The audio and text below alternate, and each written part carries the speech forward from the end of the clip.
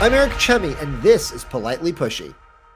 Welcome to Politely Pushy. I'm your host, Eric Chemi, and today I'm really excited because our guest is Jane King. She's the CEO, the founder of Lila Max Media, and if you've seen anything in business news, you've seen Jane King's work. She is live from the NASDAQ market site every day. She's been there for years. I've certainly seen her work. She's been a business journalist, a broadcast journalist for many years, and I've never talked to her before until today. So I'm very excited about this because she's interviewed every CEO you can imagine, every financial titan you can imagine. She's got, I'm sure, millions of stories that she won't share with us today, but I'm hoping to get a few of them out of her. So Jane King, thank you for making time to chat with us today. Thanks for being on the show. Hi, Eric. Great to be here. And by the way, I love the name of the podcast because I've always said that I'm pleasantly persistent. So politely pushy is kind of the same thing. So I love that. You're pleasantly persistent. That's pretty good. So we've got similar things going on. So tell me, you got the green screen going on right now. This is not on Zoom, so you can't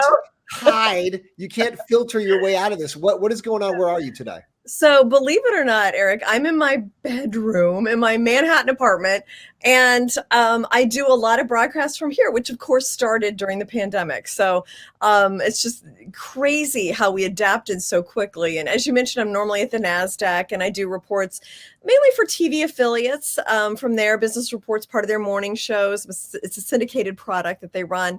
Then I also do interviews there too. But of course, when everything shut down in March of 2020, we had to figure out how I was going to keep the business going, which kind of what I thought at the time might be about 30 days, turned out to be about 18 months. So we set up a studio in my bedroom, and I'm on my laptop. I've got a card table here. I've got a camera. I've upgraded to a nice, better Panasonic, couple of professional lights, and a green screen behind me. So I've talked to people from Japan to Mauritius to Belarus from this bedroom, in addition to doing the TV stuff. So we made it work. What was it like that first couple of weeks? So you're at home. Obviously, you don't have the green screen. You don't have the nice camera. You don't have the lights. My guess is it looks pretty raw. And if you went back and looked at that video now, my guess is you'd be a little embarrassed by what you saw. Yeah, well, I think that everybody was pretty understanding of what we were all going through, because all the TV stations also had to scramble, and they had anchors and even directors and producers all working from home. And so, we were just all patient with each other. They told me at the NASDAQ on a Friday, I believe it was March 20th, if I remember right, that I was going to have to work from home for a while, and they had no idea how long. I'm glad I didn't either. That could have been really depressing. But yeah, they said at the time, hey, this is going to be a year. You'd probably say, you know what, I'm just going to go ahead and move to a different country and never come back. But because it was always 2 weeks, 4 weeks, another 2 weeks, Easter, Memorial Day, July 4th, it kept stretching us out, which in a way maybe was psychologically better than if they said, just shut it down for the rest of the year. I think so. Although I do remember hearing people talking about not going back to work until January. And I was like, oh my gosh, really? That's unbelievable. And, here we are a year later almost, and some people still aren't back to work. So, but my husband, who runs a fitness business, he had to close down. Oh, right. City regulations like a week before. So he was kind of home. He was doing some stuff on Zoom, but it was a little chaotic. And I asked him, I was like, can you run to Home Depot, get me 2 scoop lights, get me warm bulbs, get me hot bulbs. We're going to try different bulbs, see how they work. Run to Best Buy. The crew of the NASDAQ was great in helping me pick equipment that I could work from home. And they'd be like, this camera from Best Buy is good. It's a high-end Panasonic consumer end camera. And so I ordered that online. My husband picked it up at Home Depot. He wasn't allowed to go in the store, so they had to bring it out to him. And curbside pickup. That's right. Because of the pandemic, nobody goes, everybody's got gloves on and masks and face shields and all kinds of stuff. And so we set everything up. That was a Friday. I had arranged with a couple of the stations to test the shot. So they gave me the name of their engineer. I called them when we got all set up. We hooked into my LiveView unit. So I use this company called LiveView. It's a high-speed internet streaming service that is as good as satellite. And we hardwired it into my router, and did live reports that way. And we tested it with a couple stations and ended up making it work amazingly. And so It was one of the most interesting experiences I've ever had in my whole life. Maybe the most interesting. What's impressive to me, because everything you've gone through, you're doing this as a business owner, not just an Right. employee. A lot of employees were figuring this out, but they had the big companies behind them. So walk me through. So Lila Max Media, this is your business, but you used to, I think you used to work for the NASDAQ, or you had the traditional broadcast journalist path. And Right. typically most journalists, they don't found companies, they work No. for companies, they work for big brands. So how did you end up running your own business, but within the location of another business? Well, so I had worked for CNN and Bloomberg for years from the New York Stock Exchange. So I was kind of used to working in a stock exchange. And in November of 2013, Bloomberg gathered the whole team together. There were 12 of us and told us at the end of the year that they were going to discontinue that business. And I had been kind of thinking I wanted to start my own business. I grew up in a family of farmers, so very independent minded people. Everybody kind of, made it work and had their own business. And I don't know, I guess I got that gene and I was like, I want to give it a shot and try my own business. And so we basically took my business partner and I, his name's Bob Morris. He was also on that Bloomberg team, but he's a syndicated salesperson. So we had different kind of talents that we brought to Lila Max. And he and I launched this in January of 2014. And we had, I think, 10 stations at the time, and now we have like 90. So we've grown over that time, but I knew at the time I was like, this is going to be a whole new level of hours and work. And I just decided then I was going to do whatever it took to make the business work, whether that was lack of sleep on some days. I've sat in little kiddie chairs at my daughter's gymnastics and on my laptop. And, I've been on the, floor of the Dublin airport connecting to Wi-Fi, trying to get, just been, in the craziest places, keeping the business going. And we've managed to do it so far. What is the business model then? So how do you guys profit? Is it Mhm. you're selling the content to other stations and local affiliates want your reports? How does this work? Yeah, that's exactly right. So I'm on morning shows. And so over the years, those morning shows have grown from 2 hours, sometimes three, sometimes four, and they need content to fill So that. like a local, so let's say like a Chicago, local Channel 4 type of thing. They want to get that New York City update for their viewers. Is it basically that Right, look? right. And we also provide some local flavor to them as well. So San Francisco, for example, because I think you're there, right? I'm in So New Jersey. I'm you're in just New over the Jersey. GW Bridge, Okay, but a lot of my colleagues are in San Francisco. So okay, use okay, whatever okay. city example you would like to use. Okay, well, let's take San Francisco because it's such a great business town. So, if there's Tesla news or Apple or Facebook or Google, or I always try to intermix anything California oriented. Right. So So it's not a generic one size fits all news report. no, Yeah. so there's taped reports and there's live reports. The live ones tend to be more localized. There's interaction.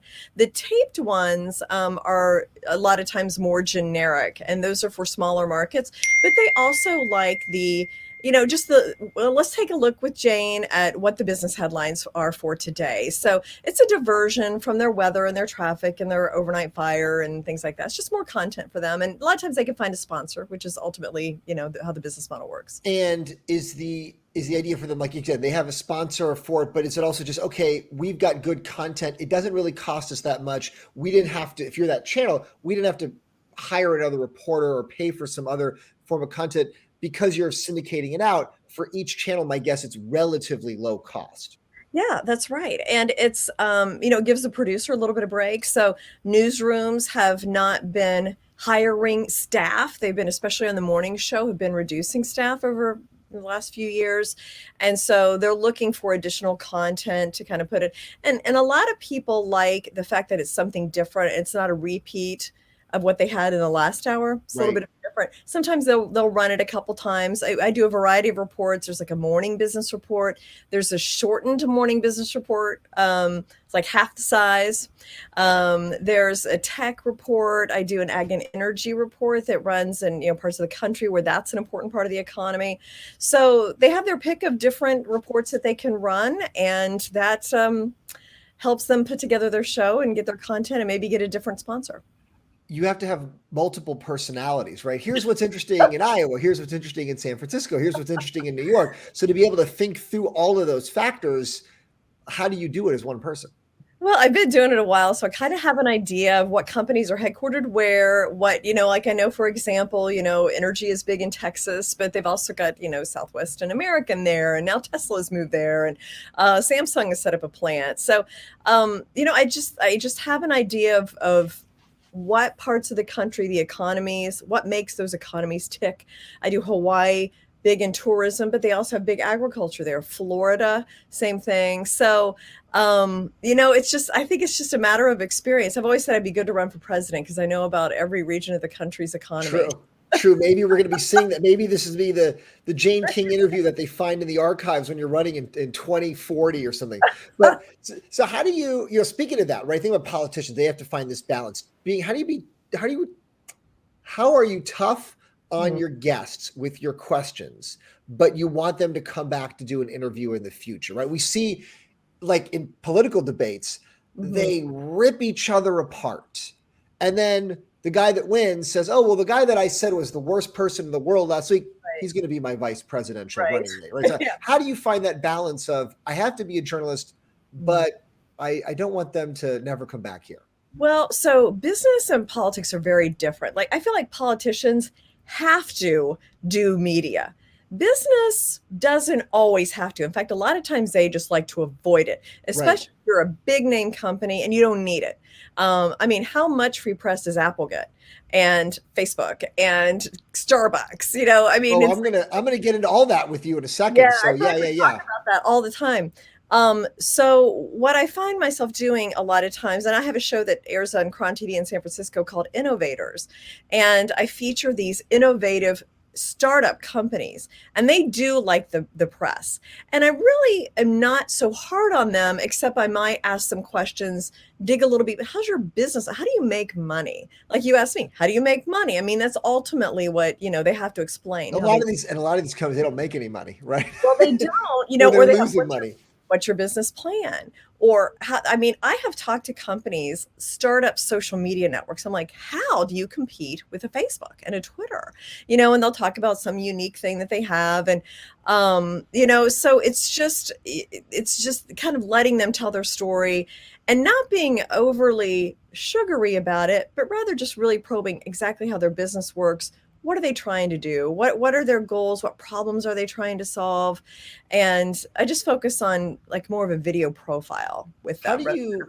How do you find that a lot of these company executives succeed or fail to tell their story? Because you're getting right into you have a lot of these startup companies or companies that are not household names. Because the companies that we know, like Jeff Bezos is not going to sit down with you. He doesn't need that press. The CEO of Microsoft and Google, we know that they already got their story out there. They don't need the attention. They don't need the sit down interview. But it's a lot of these companies that are changing the world. They will change the world. It was what Amazon and Google was 20 years ago, right? Well, that's what I was going to say.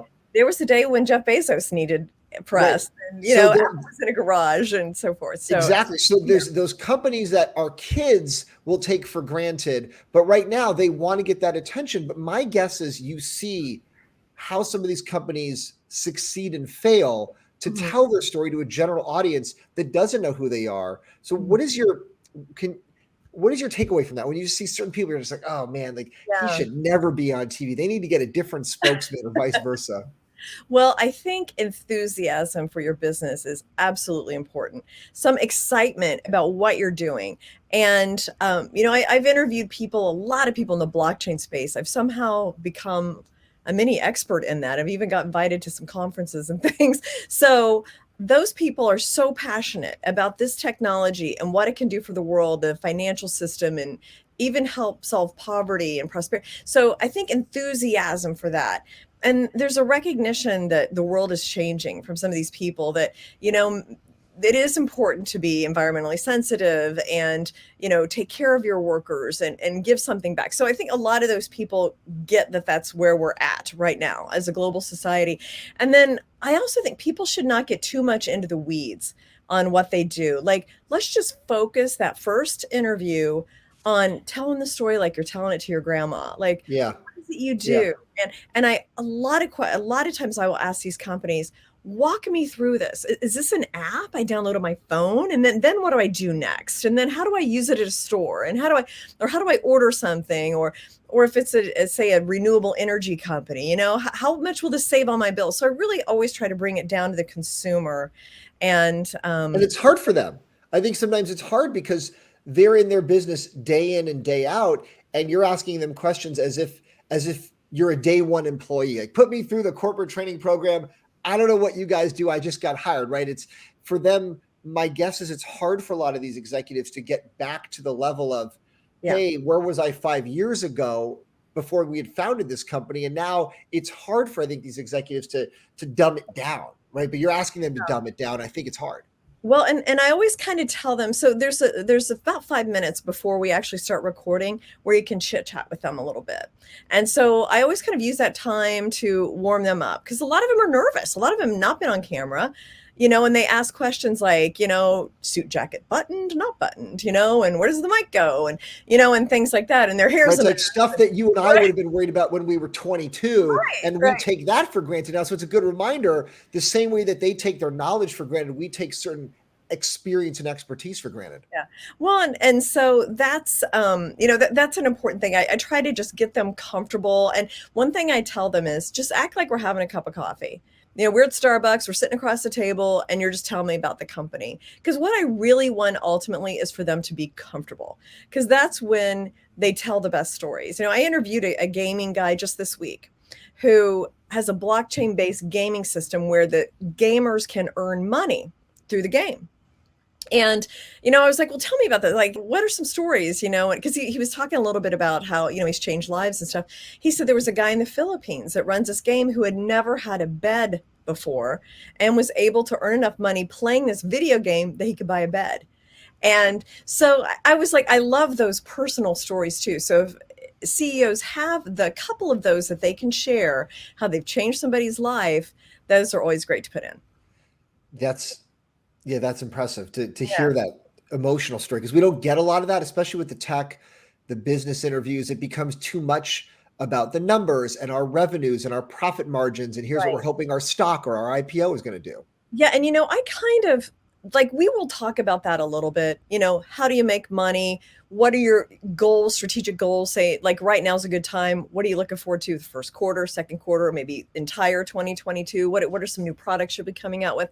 But I feel like if somebody is really interested in being an investor in that particular company I'm talking to, they can go to the website and download the white paper and look at the annual report or the white paper or whatever it is. And a lot of these CEOs are not so big that they'll take emails directly from potential investors and answer their questions. So I feel like my role is more an introduction of the story, a visual storytelling. We use graphics, we use B-roll when we have it, and just kind of letting people know, hey, this company exists and this is kind of interesting. And if And you're I'm interested, curious, go look. I'm curious, is it a do they pay to get on, or is it just a normal interview? Like, there's no cost to that? How does the business model work from your end for those So companies? some of them do, and it's not a big amount, but a lot of it is covered because I do pay an editor, and then we also buy ads on Google Ads and YouTube. So by Google. So we buy the advertising for that. So it's really just to kind of cover the costs and a little bit of Right. the time, studio time and so forth. So it's not an exorbitant amount. It's more to cover the cost. There are some, like, I've done some interviews with charitable organizations. There's no cost there. So it's a mix, but a lot of the smaller companies that you'll see on the show or you'll see on my social media have paid to be on there. And there's a disclaimer at the end of the interview to explain that. So you mentioned social media, and I just see so much on the world of, finance and business on TikTok, for example. I was blown away. I only got on TikTok earlier this year, the beginning of 2021. Yeah, this year. And I was blown away how much financial coverage was on TikTok, and then you start to see it in these other areas. But my guess is social media is really changing the game that you're in, right? Because all of a sudden there's competition for companies can get their message out that way, or news outlets. Hey, you know what? We're going to hire this Instagram influencer, this TikToker. They're going to give us a business update. How are you seeing that world play out from your side, coming at it from the traditional broadcast side? By the way, I didn't know TikTok had great business news on there. I'm actually have TikTok, but my kids are on there watching dancers, and so I'm gonna look. I'm gonna look for the business news. Oh yeah, your kids are messing up your algorithm, so it's all tailored to what they're doing. But Yeah. I swear, you go on there and just start typing in like anything around FinTalk, right? FINT. Okay, so FinTalk, it's stock picks. There was all this crypto stuff going on. Then TikTok had to ban all the crypto because there was too many pump and dump crypto schemes Yeah. going on there. All these people that, oh, do this tax thing and this annuity and this deferred and then this thing and then Oh, here's that's how I'm great. investing. It's it's Uh-huh. it's crazy, right? So think about Yeah. like coming me. I was also a Bloomberg employee. I worked at CNBC, Uh-huh. and my wife's still at CNBC. And we think, geez, are we all going to have to set up green screens and lights like you and just become TikTok financial people or the YouTube financial people? Some of them are Uh-huh. making millions of dollars I talking know. about stocks. I So I'm sure you look at that as this is a competitive world out here. It is, but I feel like it's, like I will get an email from, or even a social media outreach on Twitter or LinkedIn from somebody in the Ukraine, for example. And they'll be like, oh, can we get on your show? Can you do an interview? And I'm like, I know you didn't see me in, Des Moines. So I feel like it's also helped my business to be able to be on social media. And I like LinkedIn. I feel like it's business focused. I feel like everybody's there. I think it's easy to tag all the different topics that you want to, draw attention to. So that's my preferred social media for business. Facebook is great for keeping in touch with your friends, but I like, and Twitter is pretty good too, but I feel like LinkedIn is just a little more professional focus. So that's my favorite one. But now I'm going to check out TikTok. You got to check it. I want to see Jane King blowing up on TikTok because I think there is such an appetite for people right now who, especially from COVID, hey, it's side hustles and how do I make money and entrepreneurship, start my own company, or how do I invest? I'm sitting at home with a Robinhood app, or which crypto should I buy? Which stock should I buy? So it's really big. It's interesting to see younger people getting into it Yeah. and Well, and that I awareness of actually interview a finance. lot of like gaming companies, and crypto companies that I think younger people are interested in. I have a 14-year-old son and a 12-year-old daughter, and they're very interested in crypto and gaming. So you know, I think maybe you gave me a good idea today. Exactly. So, and there's a big overlap, right? Because all of a sudden, the gaming people, the gaming world, the esports world, the crypto world, and then this sort of trading world, they've all started to overlap now. Absolutely. And wait for the metaverse because it Oh, all is going to come together in the metaverse. So we're going to be playing some video game in the metaverse using crypto to buy things in that game and exchanging with other people. So that's here, not widely used yet, but it's here, and I think what it's is getting going on with the metaverse? I can't keep up with this now. Somebody was saying the other day, oh, Apple's not going to make iPhones after 2030. It's just going to be metaverse goggles. I'm like, what? better. Like this is moving too fast for me now. You've Yeah. got more interviews. Tell me what's going on here.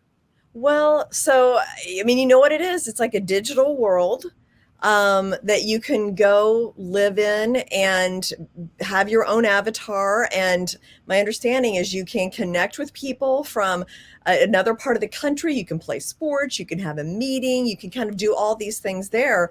But gaming is a big thing, and there's going to be NFTs there. Nike, I know, is doing a deal with Roblox. So Roblox is one of the big companies already kind of in the metaverse. And Nike is I think you can buy apparel on the Roblox. But it's Uh, like apparel that only exists on your screen, right? that's right. Yeah. I know. The one that really gets me is real estate. Like there was a piece of real estate in the metaverse that sold for $1.3 million. I'm like, this is digital real estate. Like, you can't live there.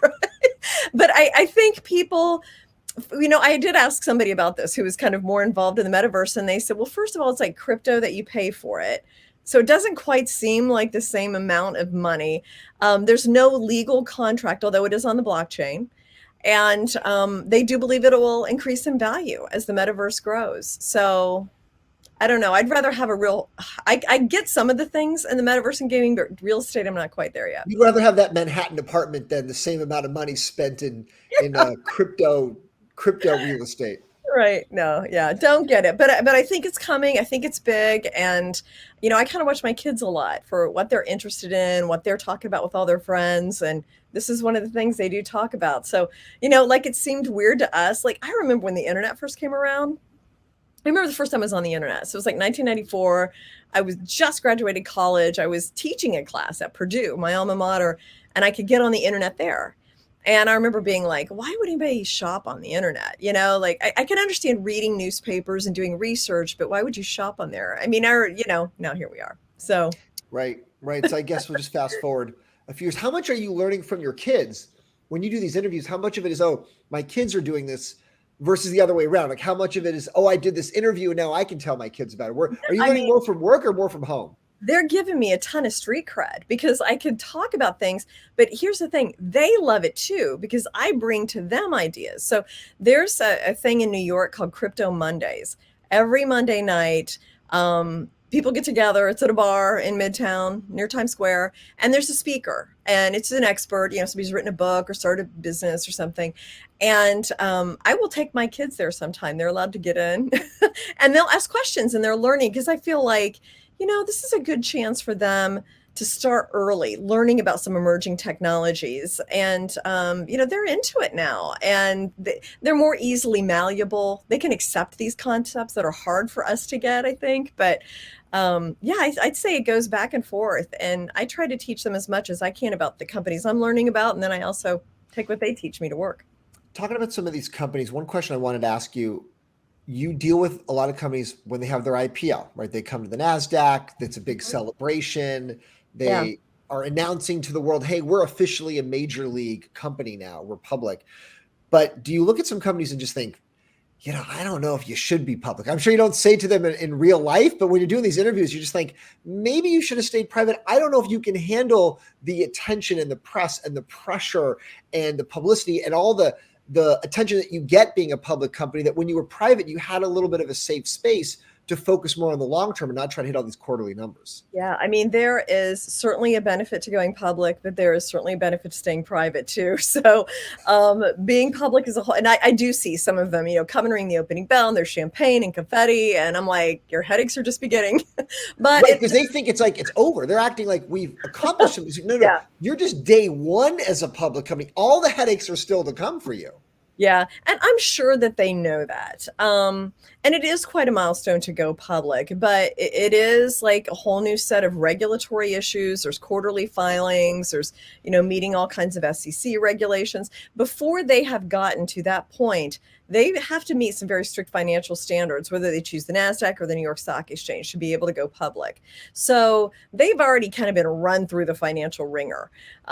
So they, once they get there, I think they're just, and a lot of these people, remember, are founders of the company are all of a sudden multimillionaires or billionaires the day they go public. So that's why they're cheering and there's confetti and champagne. So Yeah, that can pay for a lot of headaches going forward, right? that's right. But it is, I mean, these companies are under more scrutiny than ever before, very highly regulated industry. So that's, when all your lawyers and your accountants and they really get involved in the day-to-day operations of the company once you become public. Speaking of investors, those stock traders, the people buying those IPOs, moving the stocks around, you deal with the interviews of investors, financial managers, traders, the people that are not the company founders, company executives like we talked about earlier, but they are on the investment side and they're trying to figure out what makes a good trade. How do you find their communication skills when trying to explain, here's my strategy, here's what I'm looking at? Because sometimes people are very good, like we talked about with the companies. Sometimes you can understand their trading strategy, and other times it's like, I don't know what black box they're operating from. They seem really, really smart, but I don't know what they're talking about. Yeah. Well, they're usually pretty good. And I tend to, because of my years in TV, know the traders that are on TV a lot. So they're on CNN a lot or CNBC or Bloomberg a lot. So they know how to talk, how to wrap up a concise thought, how to make things easy to understand. The ones I have the real trouble with are the lawyers. I don't, Oh, the I don't mean bad lawyers. lawyers, but oh my gosh, like they are in the weeds and they will talk because they want to be very thorough and they'll talk forever about one particular thing. And I'm like, So they're the You have ones you to edit all that out. this what's that? Do you have to edit all that out, all the weeds that the You lawyers have get to into? edit it, but then it gets a little complicated because you're like, well, I don't know exactly what to take out. So they're tough to interview, so that you do have to kind of coach them a little bit about keep things precise. But they get, lawyers are kind of by nature very wordy and detailed. So I think they're afraid that if they don't say something, they're going to get in trouble. And they're probably the toughest interviews I've had, actually. Lawyers, just Yeah. lawyers in general. Just like SEC lawyers or, lawyers that help take companies public, True. things like that. I've done interviews with cannabis attorneys that work with that industry, blockchain attorneys. So they're the ones that are tough ones that you need to sit down with a little bit and kind of Right, coach. because there's so much nuance and Yeah. not loopholes, but like certain details. Okay, this is legal, but not this, and it tweaks by this. So I can't just give a general statement because I don't want to be wrong. So I have to specify, and then all of a sudden you've got a 5-minute answer, and you're looking for a 20-second answer. Yeah. Yeah. No, it's a long time. And some of it's, you got to dry and boring. So you have to really kind of, move them along a little bit. Who are your favorite interviews? Well, I'm an entrepreneur at heart. So I love to talk to people who are started the business and they're passionate about their business. And, I know what they're going through. They're tired. They're overworked. They've been told no a million times, and they're still out there, believing in it. And I love to talk to them and help them tell their story. And I know a lot of them are not going to make it. But some of them will, and some of them are going to change the world. And so those are my favorite ones. It's a good point you make. A lot of them are not going to make it, but my guess is you can't predict which ones do and which ones don't because you get that exposure. You get a sense of the entrepreneur. And I'm sure you see the ones that are really organized, they're on Yeah. schedule, they're buttoned up, and you see the ones that they're barely there. It's like, oh, I forgot I had this interview, and oh my, and chaos. Yeah. And maybe that doesn't even correlate to which companies succeed and which ones don't a few years later. Well, that's a good question because there have been people who've been kind of unorganized. They've missed dates or they come in late. I've had people who've lost their phones, right before the interview. They come in and they get there late, then they need water and they have to go to the bathroom and things like that. So like I'm a very, very organized person. So I'm kind of like, I feel like you need organizational skills to run a business. You need to meet schedules and deadlines and pay bills and, and have paperwork and make sure everything is kind of under control. But then there's really creative people that are kind of like that. And maybe there's somebody behind the scenes that keeps them in line. So it's hard to tell based on that, like who's going to make it or not. But, I just think, passion, a really good idea.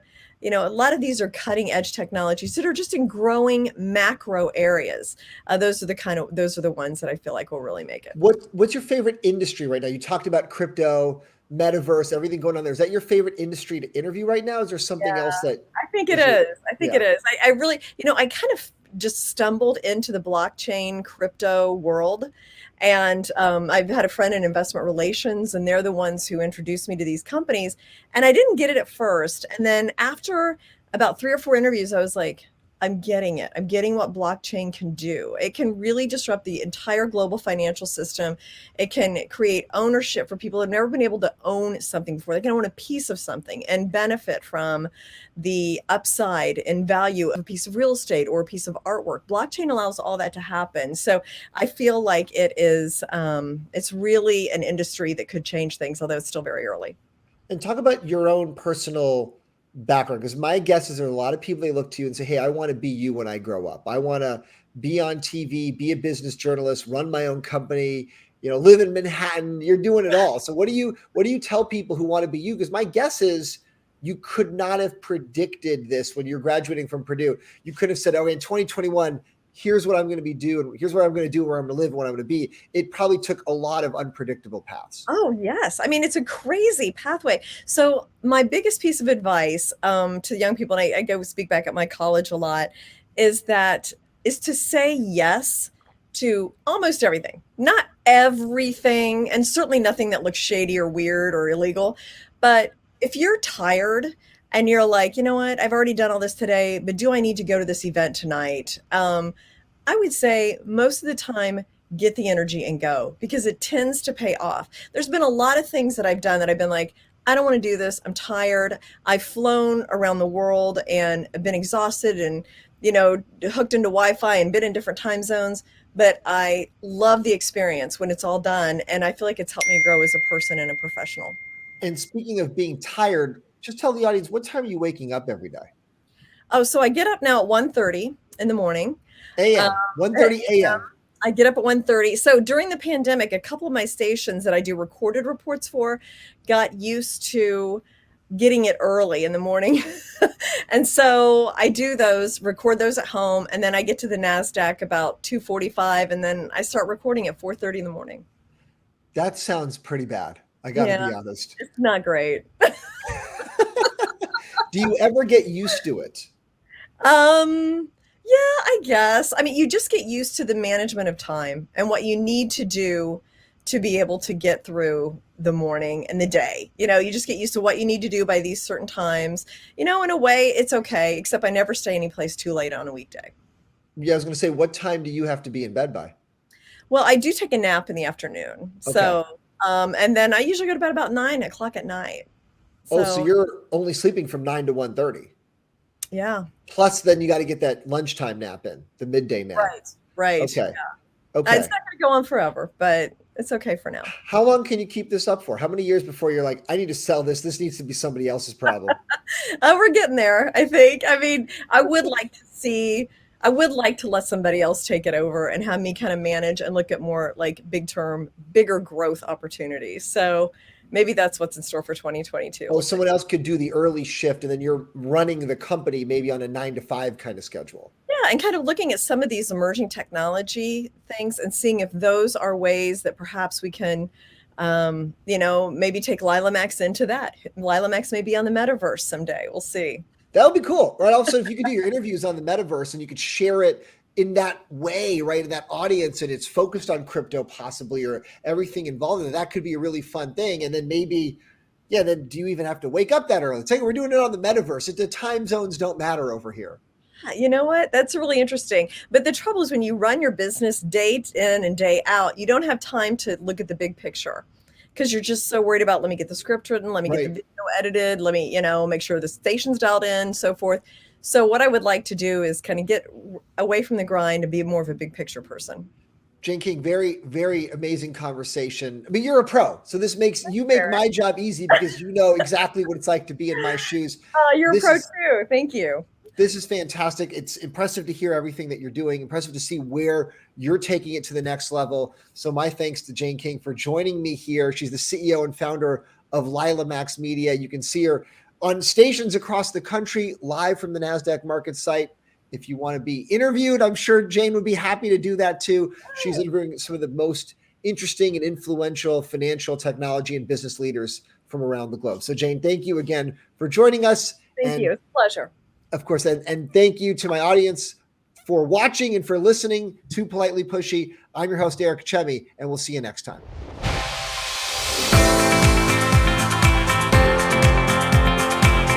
Thank you to my guest, and thanks for listening. Subscribe to get the latest episodes each week, and we'll see you next time.